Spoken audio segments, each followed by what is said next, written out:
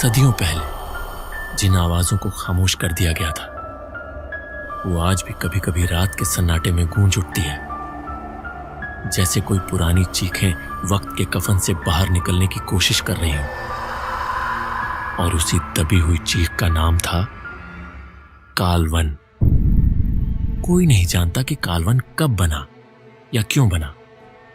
दुनिया के किसी नक्शे में इसका जिक्र नहीं, कोई इतिहासकार इसके बारे में लिखता नहीं, और जो लोग इसके बारे में जानते भी हैं वो या तो इस गांव के लोग हैं या फिर वो लोग जो इस गांव से किसी तरह जिंदा बच निकलने में कामयाब हुए थे। पर वो आज भी इस गांव का नाम बस फुसफुसाहट में लेते हैं, जैसे इस नाम को जबान पर लाते ही कुछ जिंदा हो जाता है, कुछ जो अब भी भूखा है।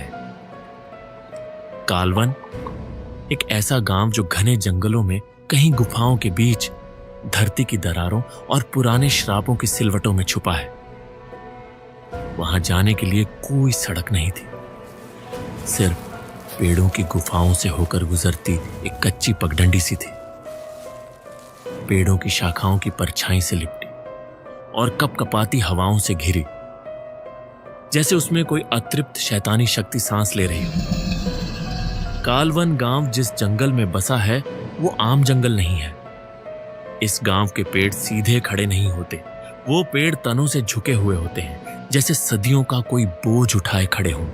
उनकी जड़ें जमीन के बाहर आकर एक दूसरे में लिपटी हुई हैं, जैसे किसी को पकड़ने की कोशिश कर रही हों।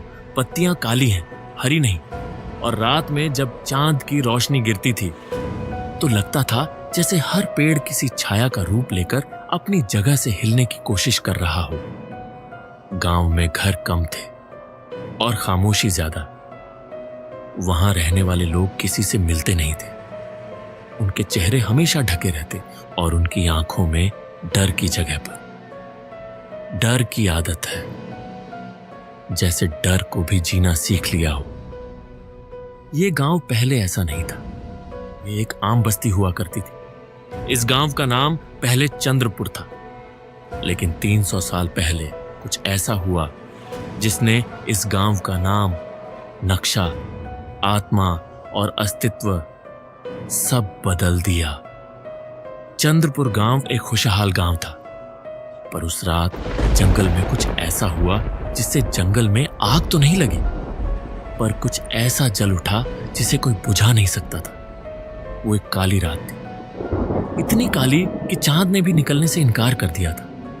गांव के पास एक प्राचीन गुफा थी, प्रेत गुफा।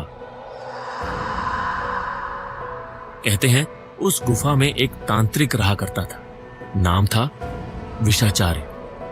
उसका चेहरा इंसानी कम और राक्षसी ज्यादा था, दाढ़ी उलझी हुई, आंखें हमेशा लाल और शरीर पर राख का लेप। वो कोई साधारण साधक नहीं था, वो काली शक्तियों का स्वामी था।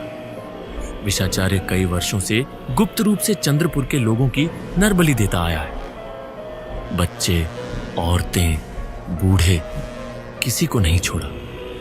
वो कहता था, मुझे नरक की गहराइयों से उस शक्ति को जगाना है, उसे उस लोक से इस मृत्यु लोक में लाना है और अमृतत्व प्राप्त करना है, जिसके बाद मैं मृत्यु से नहीं बल्कि मृत्यु मुझसे डरेगी। ये राक्षस नरक का पुत्र था, उसकी उत्पत्ति मृत्यु और भूख से हुई थी। कहा जाता है उसके 3 सिर हैं, एक मानव का, दूसरा बकरे का और तीसरा एक शव का।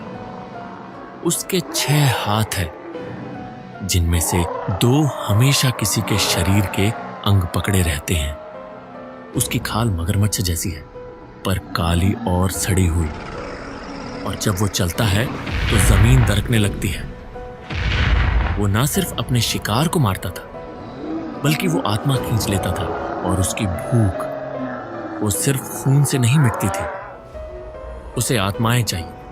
विशाचार्य ने उस शैतान को बुलाने के लिए तंत्र का ऐसा प्रयोग किया जो आज तक कोई दोहराने की हिम्मत नहीं कर पाया। उसने 7 रातों तक अपने शरीर का रक्त चढ़ाया और 8वीं रात अपने ही 3 औलादों में से 2 की बलि चढ़ा दी, क्योंकि ये विधि अंत में किसी ऐसे की बलि मांगती है। जो साधक के मन के करीब हो, जिससे इस बात को सिद्ध कर सके कि साधक ने इस संसार में सबसे ऊपर अपनी साधना को रखा है। और आखिरकार वो समय आ गया। वो काली रात, पूरे जंगल में तेज हवाएं चलने लगी। जंगल की मिट्टी से लेकर पेड़ों की पत्तियां तक काली पड़ गई। सारे पशु और पक्षी जंगल छोड़कर भागने लगे। गुफा की छत हिलने लगी। जंगल जैसे चीख उठा और आसमान का रंग लाल पड़ गया। वो शैतान जाग चुका था। कालवन आ चुका था। उसके आने के कुछ ही क्षणों में चंद्रपुर का नजारा बदल गया। लोग गांव में उठे तूफान के कारण घरों से बाहर निकलने लगे, पर बाहर आते ही वो सारे लोग हवा में उड़ने लगे, जैसे कोई अदृश्य शक्ति उन्हें ऊपर की ओर खींच रही हो। गांव की नदी का पानी खून सा लाल होकर बहने लगा। उस तांत्रिक की ख्वाहिश अब जीवित हो चुकी थी। तांत्रिक की भूख जितनी खौफनाक थी, उससे कहीं ज्यादा विभत्स थी। इंसानी आत्माओं से पेट भरने वाला ये शैतान जब गांव वालों पर टूटा तो गांव वालों की रीढ़ की हड्डियों में जैसे बर्फ जम गई।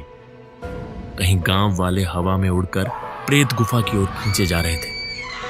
दूसरे गांव वाले उनका पीछा करते हुए उस गुफा की तरफ पहुंचे। वहां पहुंचकर उन्होंने जो देखा, उससे उनकी आत्मा कांप उठी। 100 फीट लंबी एक आकृति, अग्नि से प्रज्वलित, जैसे नरक की आग उस दिन चंद्रपुर गांव में लग चुकी हो। 3 सिर और 6 हाथ वाला एक विकराल राक्षस जो अपनी बाहें फैलाकर जैसे मृत्यु पर हंस रहा हो।